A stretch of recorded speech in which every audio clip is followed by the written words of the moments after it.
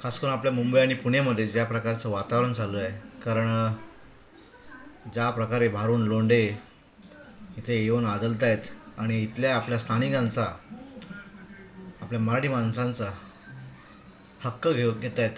आणि ही वस्तुस्थिती आहे. ही प्रत्येक मराठी माणसाने समजणं गरजेचं आहे. कारण इथे दोघांचं भांडण तिसऱ्याचा लाभ ही परिस्थिती आहे. त्यामुळे आपण एकत्र येणं, आपण आपल्या माणसांच्या पाठी उभं राहणं गरजेचं आहे.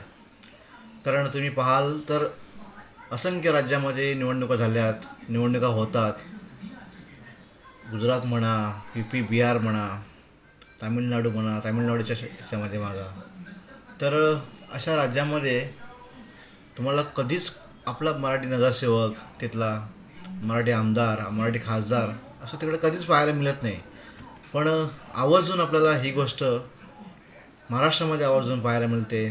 तो गुजराती आमदार, गुजराती नगरसेवक, UP बिहारचा नगरसेवक, तामिळनाडूचा नगरसेवक, तामिळनाडूचे आमदार, साऊथ इंडियनचे आमदार, UP बिहारचे आमदार, गुजराती आमदार. का का आपल्याकडे हे लोक आपल्याकडे आमदार होतात? का आमची लोक सक्षम नाहीत? इथल्या लोकांचं, इथल्या मराठी माणसांचं नेतृत्व करण्यासाठी, प्रतिनिधित्व करण्यासाठी आमची लोक सक्षम नाहीत? हा प्रश्न येतो का? हे आपण सर्व मराठी माणसांनी खरोखरच समजणं गरजेचं आहे.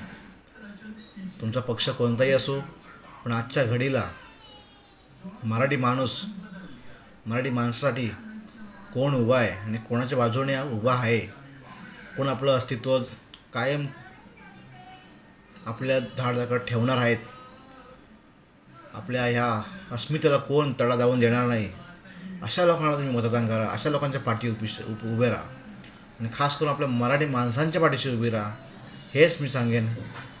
कारण एकदा काही ही जमीन आपल्या पायाखालची निघून गेली, आपलं अस्तित्व कमी व्हायला वेळ लागणार नाही. हा इतिहास आहे. कारण ही जमीन, ही इथली अस्मिता, हे इथलं शौर्य, ही इथली संपत्ती, इथली आपली संस्कृती, हे सर्व मिळवण्यासाठी असंख्य आपल्या मराठी माणसांचं योगदान आहे. ते आपण विसरून कामा जात नाही. कारण जर तुम्ही एकदा विसरून गेलात तर कधी इकडे सूर्य उगेल, कधी चंद्र उगेल याची पण आपल्याला कल्पना असणार नाही. त्यामुळे सतर्क राहा, सावध राहा आणि आपल्या लोकांच्या पाठीशी उभे राहा. एवढंच एक सांगू इच्छितो. आणि आपल्या मराठी माणसाला पुढे न्या. मराठी माणूस खंबीर उभा राहिला तर आपलं अस्तित्व खंबीर राहील, आपली संस्कृती टिकून राहील, आपल्या शिवरायांचा हा महाराष्ट्र अतिशय कणखर राहील, यातील मात्र शंका नाही. आणि आपण तो सर्वजण मराठी बांधव, मराठी भगिनी